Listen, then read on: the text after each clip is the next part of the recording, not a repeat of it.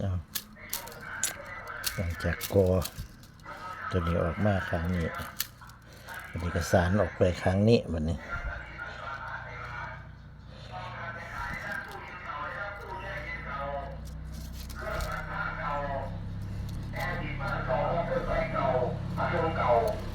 โดยรับบริการรับซื้อคืน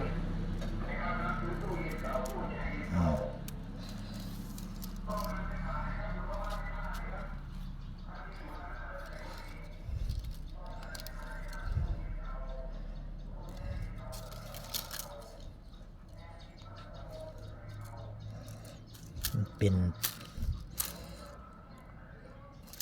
ชื่อว่าคัดบีกับแม่นพี่น้องลายมันต้องไปสินี่ก็ไปนี่โฆษณาขันห้องเห็นบ่ถือมันก็สิไปบ่แม่นนั่นมันวันนี้ก็สิไปทางนี้ได้บาทเนี่ยเห็นบ่นี่ตัวนี้ก็ต้องยังคือเก่าแต่ว่าตัวนี้ต้องคัดให้ถือคือบัดนี้นี่แหละมันเฮ็ดบ่เป็นน้ำจังซี่ล่ะ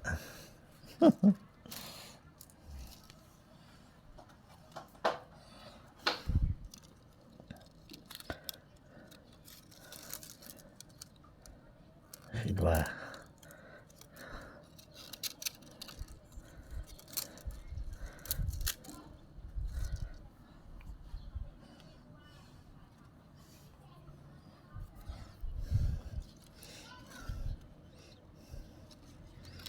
เป็นฮัดเชลแรกเลยนะพี่น้อง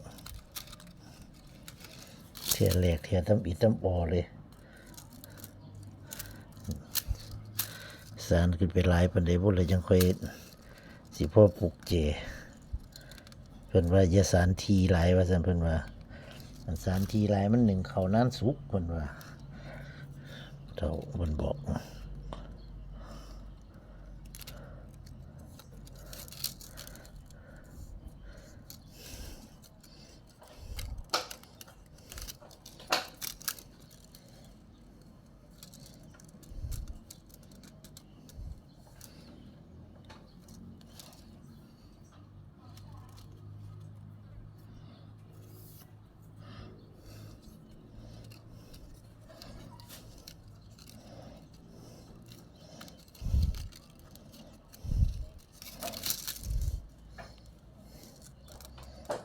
แต่ว่าคันเฮาทำความเข้าใจกับลายขัดบีมันก็สิเข้าใจมันก็สิเฮ็ดง่ายอยู่ดอกแรกๆนี่เฮาบ่เข้าใจเรื่องนี่ล่ะเรื่องขัดบีมันนี่ล่ะ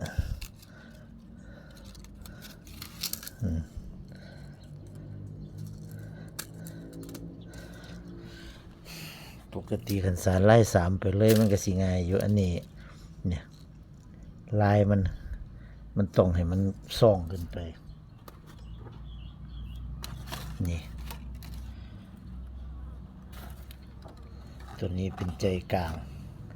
ตัวนี้ก็ส่องขึ้นพี่ตัวนี้ก็ส่องขึ้นพี่ตัวอย่างของหัว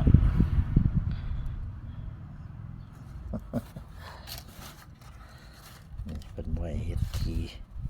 กันเฮ็ดทีหลายมันหนึ่งเขานั่นสุกสะเพิ่นว่าเพิ่นเฮ็ดห่างๆไว้มันก็สิห่างๆประมาณนี้ล่ะมันความร้อนขึ้นบ่ค่อยได้เพราะฉะนั้นโอเคห่างๆไว้จักหน่อยอันนี้ตัวอย่างเอามาเบิ่งเป็นตัวอย่าง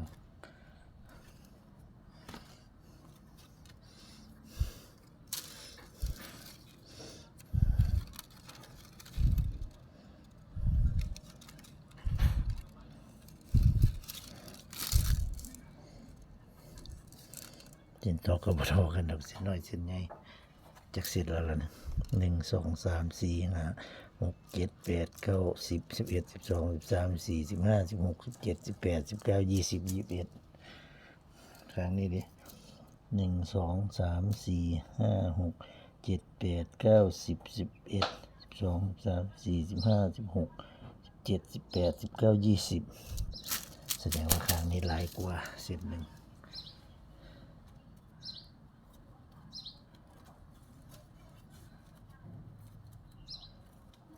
22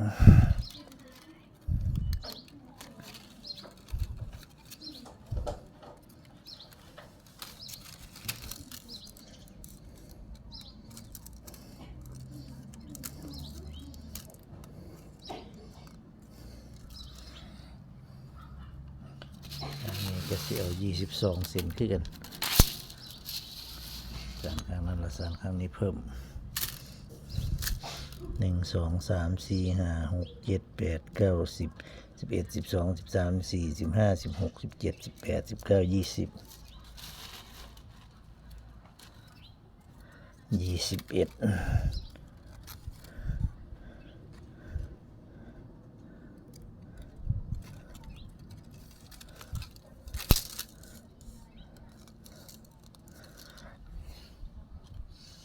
2122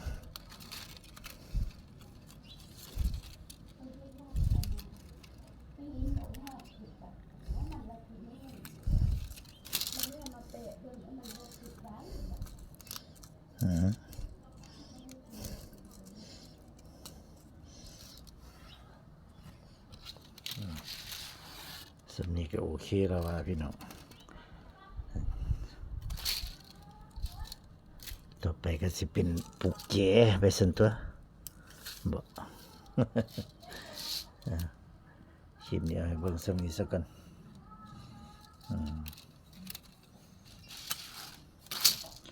คลิปต่อไปก็สิเป็นตอนใดก็ติดตามต่อไปสำหรับคลิปนี้ก็ขอจบไปเพียงแค่นี้สวัสดีครับ